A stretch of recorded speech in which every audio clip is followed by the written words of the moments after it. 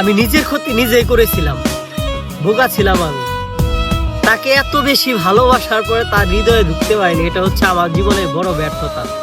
যদি কখনো তার হৃদয়ের মাঝে ঢুকতে পারতাম, মনের সাথে মন মিলাতে পারতাম, কথা বলতে পারতাম না, তাহলে তখন আমার মনে হতো আমি নিজেকে ধন্য মনে করতাম।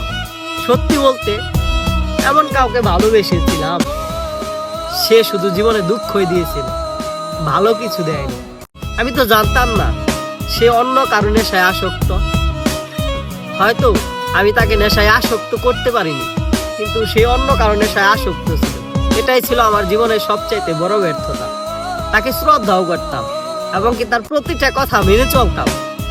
তিনি যা বলতো তাই মানতাম, তাই করতাম।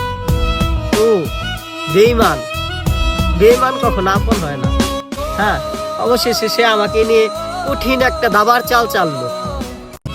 দাবায় যেভাবে চাল দেয় ঠিক সেই রকম ভাবে চাল দিল, যেটা বোঝা উঠে আর ক্ষমতা আসলে আমার হয়নি।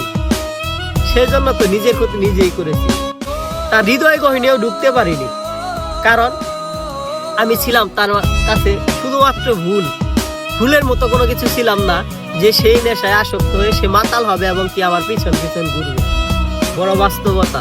সে হয়তো বুঝবে একদিন, ঠিকই বুঝবে, ওই দিন ঠিক আমাকে খুঁজবে, কিন্তু ওই দিন খুঁজে আর লাভ হবে না, কারণ এটা বাস্তবতা। হ্যাঁ।